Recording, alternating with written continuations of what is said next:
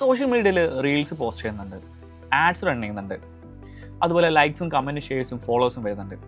പക്ഷേ ക്ലയൻറ്റ് ഒരു ചോദ്യം ചോദിക്കും, സെയിൽസ് എവിടെ? ഈ ഒരു ക്വസ്റ്റ്യൻ ഇന്ന് പല സോഷ്യൽ മീഡിയ മാർക്കറ്റ് ഫേസ് ചെയ്യുന്ന വലിയൊരു ഇഷ്യൂ ആണ്. നമുക്ക് സെയിൽസ് കിട്ടുന്നില്ല എന്നുള്ളത്. ഇതിൻ്റെ ഒരു ഇമ്പോർട്ടൻറ്റ് മിസ്റ്റേക്ക് എന്ന് പറയുന്നത് നിങ്ങൾ നിങ്ങളുടെ സെയിൽസ് ട്രാക്ക് ചെയ്യുന്നില്ല എന്നുള്ളതാണ്.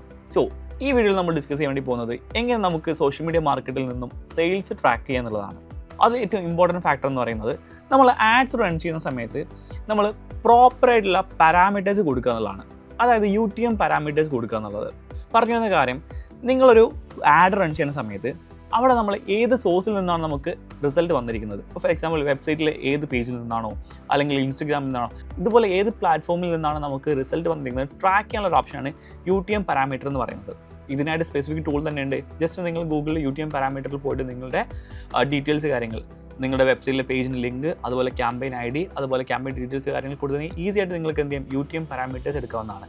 സോ ഇത് ഇമ്പോർട്ടൻറ്റ് ഫാക്ടറാണ്. ഇത് നിങ്ങൾ ആഡ് ചെയ്യാതെയാണ് നിങ്ങൾ ആഡ് റൺ ചെയ്യുന്നതെങ്കിൽ തീർച്ചയായിട്ടും നിങ്ങൾക്ക് ട്രാക്ക് ചെയ്യാനുള്ള ഓപ്ഷൻ അവിടെ മിസ്സാവുകയാണ് ചെയ്യുന്നത്. സോ മസ്റ്റായിട്ട് നമ്മൾ എന്ത് ചെയ്യണം, പാരാമീറ്റേഴ്സുകൾ ആഡ് ചെയ്യുക എന്നുള്ളതാണ്. ദെൻ മറ്റൊരു ഇമ്പോർട്ടൻറ്റ് ഫാക്ടറാണ് സെറ്റപ്പ് മെറ്റാ പിക്സൽ എന്ന് പറയുന്നത്.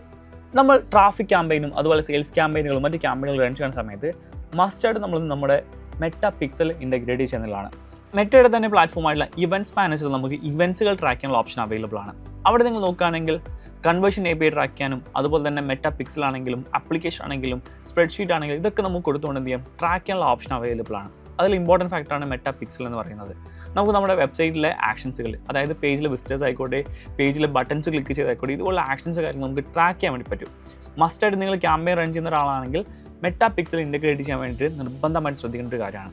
ഇത് നിങ്ങളുടെ സെയിൽസിൻ്റെ കൗണ്ട് ആയിക്കോട്ടെ, ഇതുപോലെ തന്നെ റീടാർഗറ്റിംഗ് പർപ്പസ് ആയിക്കോട്ടെ, ഇതിനെല്ലാം തന്നെ നിങ്ങൾക്ക് യൂസ് ചെയ്യാൻ വേണ്ടി പറ്റുന്ന ഒരു പ്ലാറ്റ്ഫോമാണ് മെറ്റാ പിക്സൽ എന്ന് പറയുന്നത്. സോ ഇതും നിങ്ങൾ ചെയ്തില്ലെങ്കിൽ നിങ്ങളെ ട്രാക്കിംഗ് അവിടെ മിസ്സായി എന്നുള്ളതാണ് അർത്ഥം.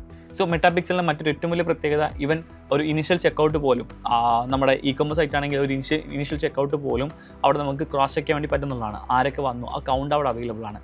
ലൈക്ക് നമ്മളൊരു സെയിൽസ് ക്യാമ്പയിനിലേക്ക് പോകുന്ന സമയത്ത് ജസ്റ്റ് ഒരു ഗസ് മാർക്കറ്റിംഗ് അല്ലാതെ, അതായത് ജസ്റ്റ് ഗസ്സിങ്ങിലൂടെ ഇവർ പർച്ചേസ് ചെയ്യുന്നതിന് പകരം പ്രോപ്പർ ഡാറ്റ ഡ്രിവൺ ആയിട്ട് വർക്ക് ചെയ്യണമെന്നുണ്ടെങ്കിൽ മെറ്റാ പിക്സൽ എന്താണ് വളരെ ഇമ്പോർട്ടൻ്റ് ആയിട്ടുള്ള ഫാക്ടറാണ്.